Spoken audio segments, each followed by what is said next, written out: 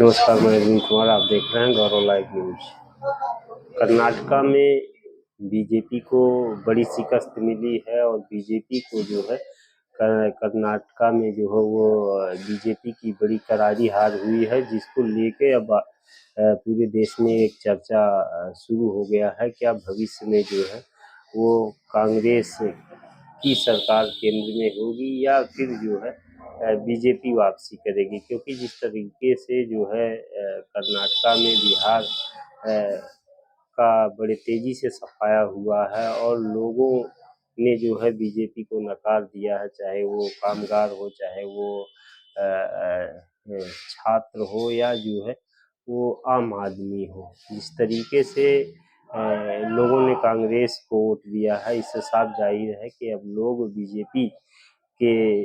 जो वादे थे और जो बीजेपी के लोग बड़े बड़े वादे कर रहे थे, अब कहीं ना कहीं जो है उनके मन में संदेह है और वो लोग अब ये समझ चुके हैं कि बीजेपी जो है वो देश के नौजवानों को, देश के कामगारों को, देश के दलितों को, देश के पिछड़ों को जो है मात्र चुनावी भाषणों में ही समेट कर रखना चाह रही थी। और जो है वो उनका जो विकास की जो उनकी जो बात थी, वो विकास की बात मात्र जो है कुछ पन्नों तक ही सिमट कर रह गई। अब इसी को देखते हुए कर्नाटका के लोगों ने, हालांकि कर्नाटका में बीजेपी के लोग जो है वो शेड्यूल कास्ट के घर में जो है और तमाम लोगों के घर में वो साड़ियाँ बांटते नजर आए थे, जिसको लेकर जो है वहाँ के शेड्यूल कास्ट के लोगों ने बीजेपी के कार्यकर्ताओं के घर जाकर जो है उनका सामान फेंक कर आए। और अब जो है जिस तरीके से कर्नाटका में लोगों ने जो है समझदारी दिखाई है, जिससे जो है बीजेपी को बड़ी शिकस्त मिली है, बड़ा जो है उनको चुनौती मिला है। जिस तरीके से कर्नाटक में देश के जो नौजवान हैं, जो पढ़े लिखे लोग हैं और जो कामगार, जो श्रमिक हैं, अब देश के लोगों को जो है वो ये पता चल गया है कि सिर्फ चुनावी भाषणों से कुछ नहीं होना है। उनको जो है शिक्षा, रोजगार और जो है स्वास्थ्य सुविधाएं चाहिए। ये सारी चीजें जो है अगर मिल जाती हैं तो जो है लोग आराम से अपनी रोजी रोटी में जो है वो लगे रहते हैं और जो है उनको कोई परेशानी का सामना नहीं करना पड़ता। लेकिन लगातार जिस तरीके से बीजेपी के लोगों ने जो है सिर्फ भाषणबाजी की है, उससे देश का जो नौजवान है, जो पढ़ा लिखा व्यक्ति है, उनका जो मोह बीजेपी से भंग हुआ है। क्योंकि ये समय जो है वो दुनिया में डिजिटल जो डिजिटल कम्युनिकेशन है, जो संचार माध्यम है, बड़े तेजी के साथ जो है वो दुनिया में फैला है। ठीक उसी तरह जो है भारत में भी संचार माध्यम बड़े तेजी से फैला है। सोशल मीडिया का लोग उपयोग कर रहे हैं और सोशल मीडिया पे अब जो है देश के नौजवान, बच्चे, बुजुर्ग और तमाम लोग जो है वो एक्टिव रहते हैं और उस सोशल मीडिया के माध्यम से लोग जो है सरकार पे प्रश्न चिन्ह लगाते हैं, सरकार के क्रियाकलापों पे जो है वो लगातार नजर बनाए रहते हैं। और बीजेपी जो है वो मात्र सिर्फ चुनावी वादे करके और तमाम बातें, विकास की बातें करके जो है लोगों को गुमराह करना चाह रही थी। लेकिन इस बार जो है कर्नाटक में लोगों ने उनको आईना दिखा दिया है और उनका साफ मकसद है कि अब जो है चुनावी वादों से कुछ होने वाला नहीं है, सिर्फ बातों से कुछ नहीं होने वाला है, महाराज जमीन पे जो है वो कार्य होना चाहिए। और दूसरी तरफ जो है जितना बड़ा जो लोगों में जानकारी जो विकसित हुई है, इसका सबसे बड़ा जो कारण है वो है वामसेफ। वामसेफ लगातार जो है वो बीजेपी की हो या कांग्रेस हो या आरएसएस हो, इनके खिलाफ लगातार वो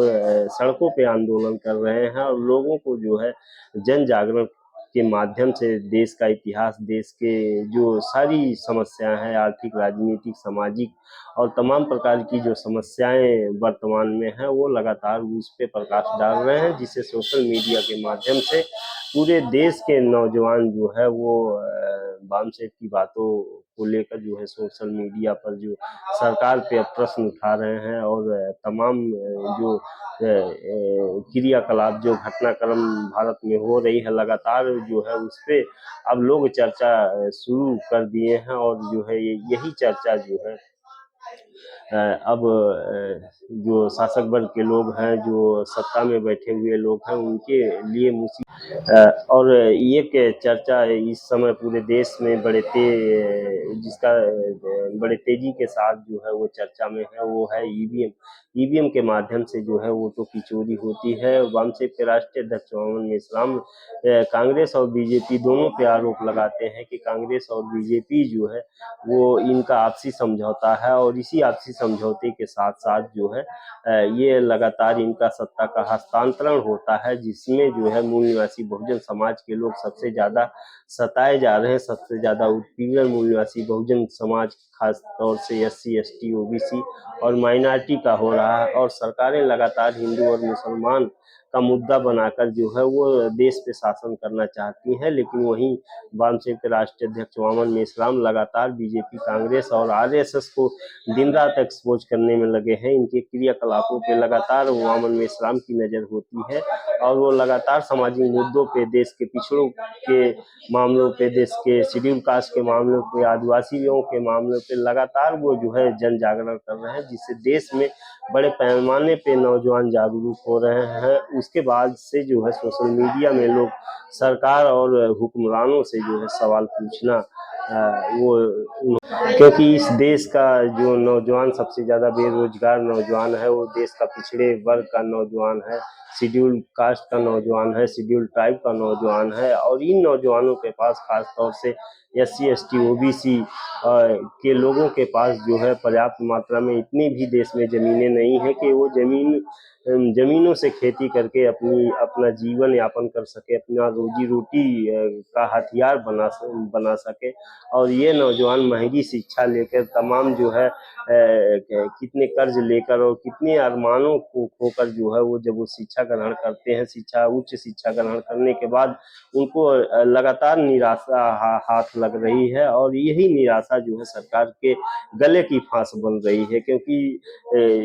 जो देश के शेड्यूल कास्ट के लोग हैं, शेड्यूल ट्राइब के लोग हैं, वो लगातार जो है शिक्षा के तरफ आगे बढ़ रहे हैं और जो है हर संभव प्रयास कर रहे हैं कि ऊंची से ऊंची शिक्षा ली जाए। लेकिन वही सरकारें जो है वो लगातार इन